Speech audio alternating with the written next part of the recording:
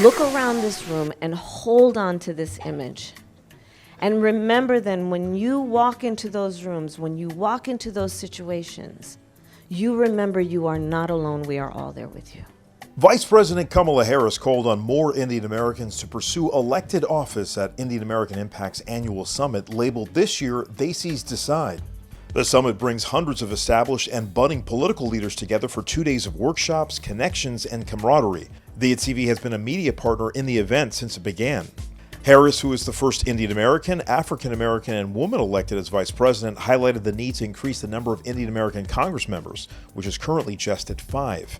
Indian Americans are now the most populous Asian alone group in the U.S., surpassing Chinese Americans. The 2020 census recorded 4.4 million people identifying as Indian alone, a 55% increase over a decade.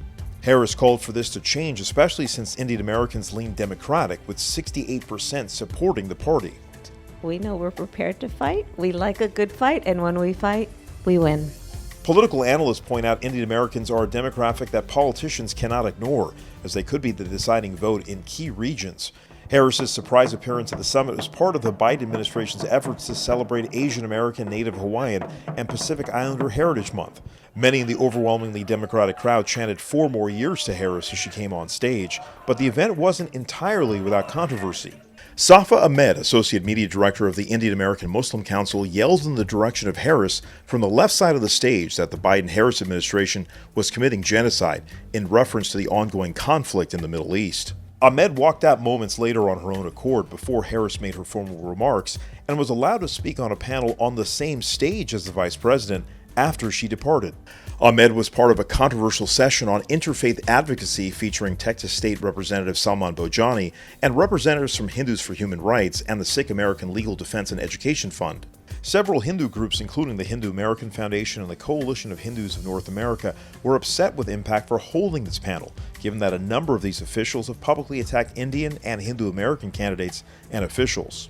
Indian American Impact's new executive director, Chintan Patel, responded to the controversy. Our role at Impact is to bring members of our communities from all diverse corners. Patel says 50 South Asian-led organizations presented at the summit, featuring nearly 100 presenters, and that the conversations held do not always reflect the opinions of Impact. For the folks that have been critical, would you welcome them next year to present as well?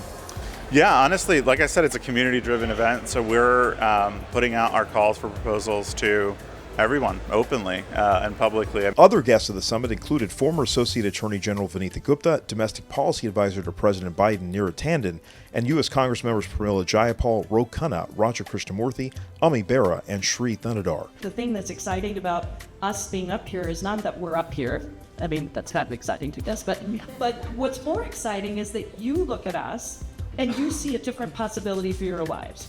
For Diya TV Spotlight, I'm Ravi Kapur in Washington, D.C.